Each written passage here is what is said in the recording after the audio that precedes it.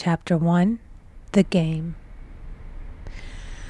Most people consider life a battle, but it is not a battle, it is a game. It is a game, however, which cannot be played successfully without the knowledge of spiritual law. And the Old and the New Testaments give the rules of the game with wonderful clearness. Jesus Christ taught that it was a great game of giving and receiving.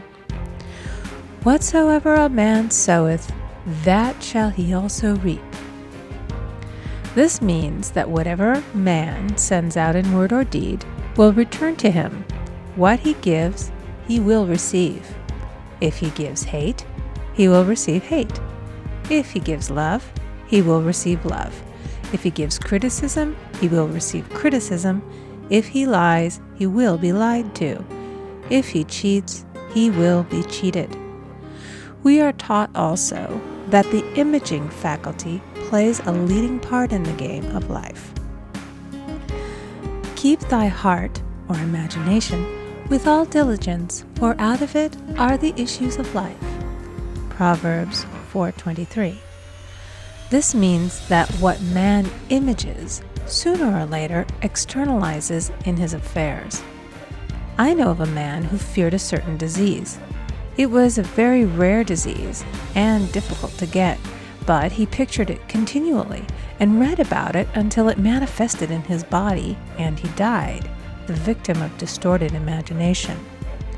So we see, to play successfully the game of life, we must train the imaging faculty. A person with an imaging faculty trained to image only good brings into his life every righteous desire of his heart. Health, wealth, love, friends, perfect self-expression, his highest ideals. The imagination has been called the scissors of the mind, and it is ever cutting, day by day, the pictures man sees there, and sooner or later he meets his own creations in his outer world. To train the imagination successfully, man must understand the workings of his mind. The Greeks said, "Know thyself." There are three departments of the mind: the subconscious, conscious, and superconscious. The subconscious is simply power without direction. It is like steam or electricity, and it does what it is directed to. It has no power of induction. Whatever man feels deeply or images clearly is impressed upon the subconscious mind and carried out in minutest detail. For example, a woman I know, when a child, always made believe she was a widow.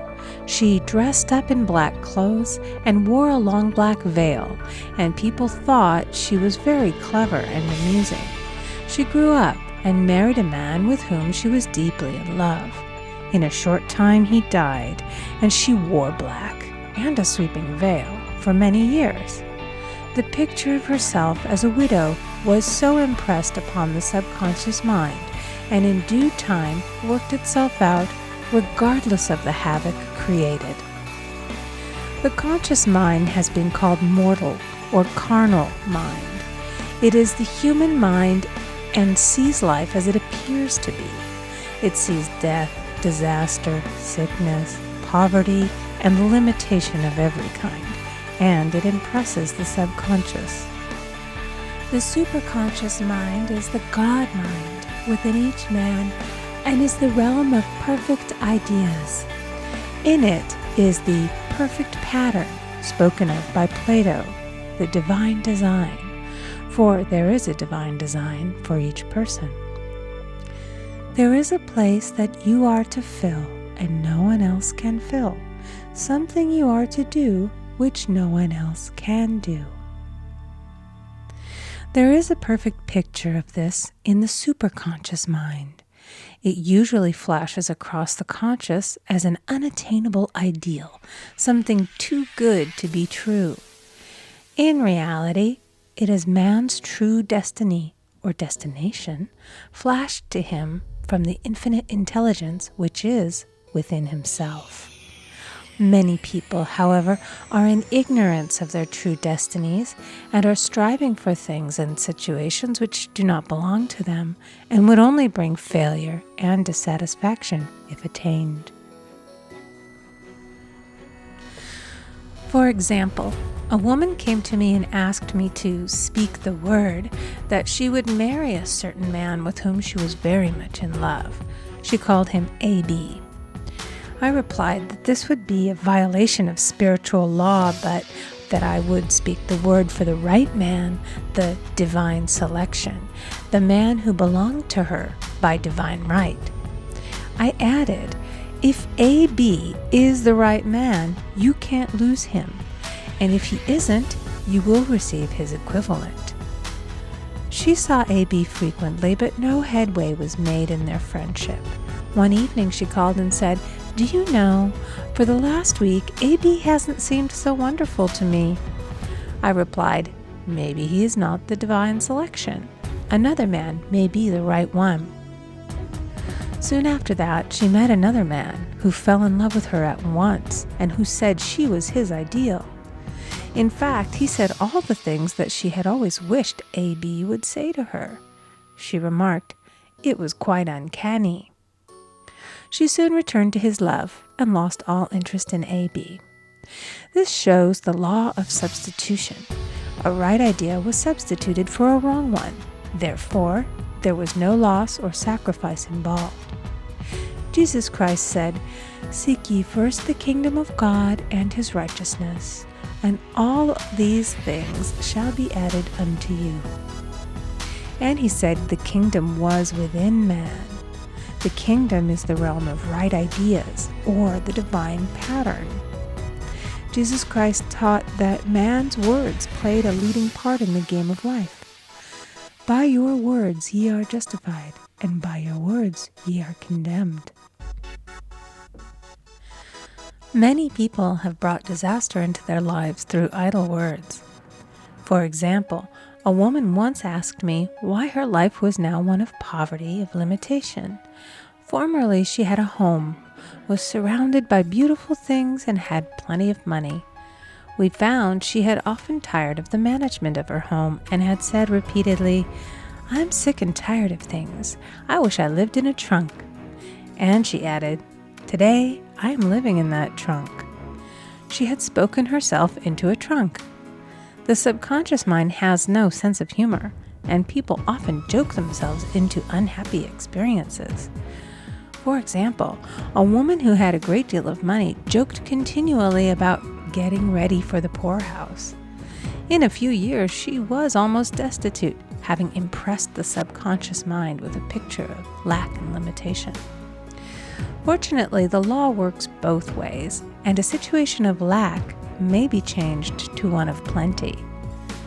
For example, a woman came to me one hot summer's day for a treatment for prosperity. She was worn out, dejected, and discouraged. She said she possessed just $8 in the world. I said, "Good, we'll bless the $8 and multiply them as Jesus Christ multiplied the loaves and the fishes." For he taught that every man had the power to bless and to multiply, to heal and to prosper. She said, "What shall I do next?" I replied, "Follow intuition. Have you a hunch to do anything or to go anywhere?" Intuition means intuition, or to be taught from within. It is man's unerring guide, and I will deal more fully with its laws in a following chapter. The woman replied, "I don't know. I seem to have a hunch to go home. I've just enough money for car fare." Her home was in a distant city and was one of lack and limitation, and the reasoning mind, or intellect, would have said, "Stay in New York and get work and make some money." I replied, "Then go home. Never violate a hunch." I spoke the following words for her.